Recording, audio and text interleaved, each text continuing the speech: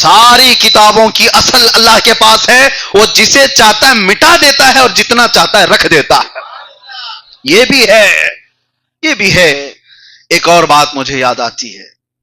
Baghdad میں ایک خاتون تھی، اس کا کہنا ہے خاتون نے ایک آدمی، ایک مرد ایسا تھا جو بہت پیسے والا تھا. پیسے جب کسی کے پاس آئیں تو پھر اس کو کھجلی بھی زیادہ ہوتی ہے کہ خرچے کہاں ہوں گے. لوگ یہ سوچتے ہیں جب چھوٹے ہوتے ہیں کہ ہمارا تو 15-20 ہزار میں چل جاتا ہے، ان کے پاس تو 15-20 کروڑ ہے، کرتے کیا ہوں گے. جا کر کے دیکھو تو وہ شکایت ہی کر رہے ہوتے ہیں کہ کم ہے، ابھی چل نہیں رہا ہے سب کچھ. تمہارے 15-20 ہزار میں جو گزر بسر ہوتا ہے، یہی سوچ رہتی ہے بڑے لوگ کرتے کیا ہوں گے، کیا سونا چاندی کھاتے ہیں. پیٹ نہیں بھرتا ہے کیونکہ دنیا کے اندر اتنی تمام بے حیائیاں اور تماشائیاں رکھی ہوئی ہیں جس میں پیسہ لگتا ہے. ہر ایک کا شوق بڑھتا جائے گا، اس کے لیے اتنا پیسہ اسے چاہیے. بغداد کا ایک بڑا مالدار آدمی پیسے بے حساب خرچہ کرتا تھا. کس چیز پر؟ بے حیائیوں پر. اور اس کو روز کوئی نہ کوئی ایک عورت چاہیے ہوتی جس کو پیسے خرید کر لاتا اور اپنے بستر کی اس کو زینت بناتا. یہ تمام حرکتیں تھیں اس کی. جوا الگ تھا، شراب کے اڈے الگ چلتے تھے. پیسہ تھا لیکن تھا مسلمان. مسلمانوں میں بگڑ جاتے ہیں کبھی تو اس طرح کے بھی ہوتے ہیں. اور یہ دولت ہی ہے جو اس کو دھوکے میں رکھتی ہے. یہ دنیا ہے جو اللہ سے اسے دور کر کے رکھتی ہے. سنیے اس بات کو. ایک دن ایسا ہوا کہ بازار سے گزرتے ہوئے ایک عورت کو دیکھا اور اسے وہ پسند آ گئی. جا کر اس سے بات کرتا ہے کہ کیا تجھے اتنے اتنے پیسے دے دیتا ہوں، گھر آئے گی میرے. وہ خاتون تیار ہو جاتی ہے کہ ٹھیک ہے میں آ جاتی ہوں. لے کر کے اس کو آ گیا. اس کا تو روز کا پیشہ تھا، معمول تھا، عیاشی کرنا، پیسے اڑانا. جب اپنے گھر لے کر کے آیا اس عورت کو اور اس کے بعد اپنے کمرے میں بلایا اور کہا کہ تیری یہ رقم، یہ ساری چیزیں لے لے اور اس کے بعد میرے جسمانی سکون کا ذریعہ تو بن جا جو مجھے چاہیے. تو دیکھا جیسے ہی اس عورت کی طرف تو عورت اتنا کانپ رہی ہے، ہاتھ پیر اور پورا چہرہ اس کا پیلا پڑا ہوا ہے. یہ ڈر گیا، کہا کہ تجھے بخار تو نہیں ہو گیا، کیا بات ہے. وہ عورت کہتی ہے بات در حقیقت یہ ہے کہ میں اس پیشے سے تعلق رکھنے والی عورت نہیں ہوں.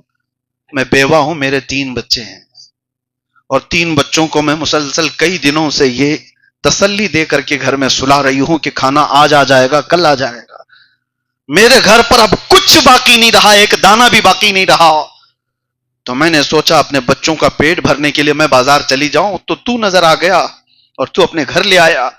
تھوڑی دیر کے لیے میں سوچ بھی لی کہ چلو ٹھیک ہے، ایک بار جسم اس کے ساتھ دے دیا جائے تو بچوں کا پیٹ تو بھر جائے گا، بچے تو کھا پی لیں گے.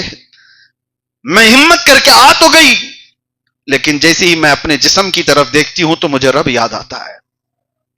سوچتی ہوں کہ اس کے سامنے میں کیسے اپنا لباس کھولوں کسی غیر مرد کے سامنے. کیا ارحم الراحمین مجھے نہیں دیکھ رہا ہے؟ اس کے دیکھتے ہوئے اس کے سامنے میں اپنے آپ کو ننگا کیسے کروں؟ بس یہی بات ہے کہ کپ کپی آ رہی ہے، جسم پیلا پڑ گیا ہے. بس اتنی سی بات ہے. جس وقت وہ ارحم الراحمین تھوڑی آنکھیں بند کر لے میں تیرے ساتھ کام کروں. کبھی یہ ممکن ہے؟ وہ نوجوان گھبرا گیا.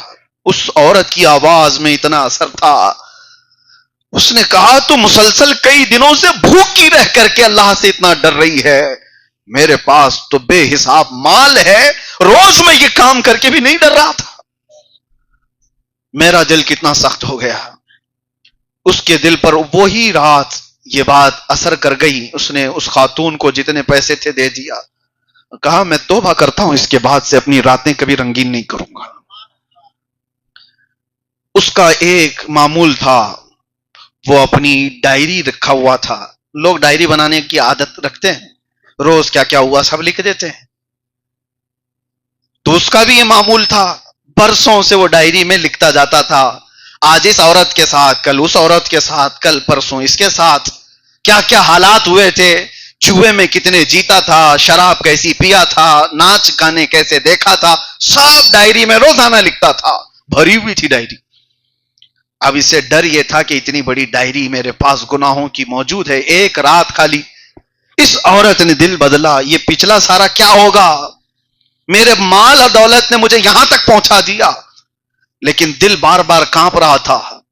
اس عورت کو تو عزت کے ساتھ وہ بھیج دیا اس کے بچوں کو پیسے دے کر، لیکن آ کر کے اللہ کی بارگاہ میں رونے لگا، کہا میں اگر چھوڑ دوں مولا، یہ توجہ بہت سارے لوگوں کے لیے مسئلہ ہے۔ بہت سارے لوگ یہ سوچتے ہیں کہ اتنا ہو گیا اب کیا ہونے والا ہے، اتنا تو کر چکا ہوں اب بچا کیا ہے۔ ان لوگوں کے لیے ہے، چاہے تمہاری جان یہاں تک پہنچ جائے تب بھی نا امید نہ ہو۔ وہ مرد اللہ کی بارگاہ میں کہتا ہے اتنا سب ہو گیا مولا، اب میں توبہ کروں تو کیا میں معاف کیے جانے کے قابل ہوں؟ کتنی عورتوں کو رنگین کیا، کتنا مال میں نے کہاں کہاں بہایا ہے، یہ سب کیا ہوگا؟ اور اس نے سوچا اٹھا کے توبہ کر لیتے ہیں۔ توبہ کرنے کے بعد وہ ڈائری کو جلانے کے نیت سے گیا، جتنے گناہ کر کے وہ روزانہ لکھا ہوا تھا اس ڈائری کو ختم کر کے نئی ڈائری لکھتے ہیں۔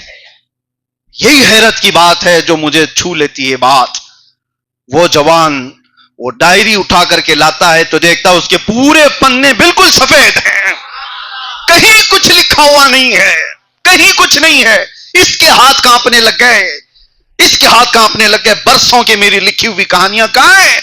غیر سے آواز آتی ہے، جب کوئی دل ہمیں دے دیتا ہے تو ہم اس کے اعمال بھی صاف کر دیتے ہیں، اس کے ساری پچھلی چیزیں معاف کر دی جاتی ہیں۔ بے حیائیوں کو بدلو اور اس کے بعد ارحم الراحمین کے کھلتے دروازوں کو بھی دیکھو۔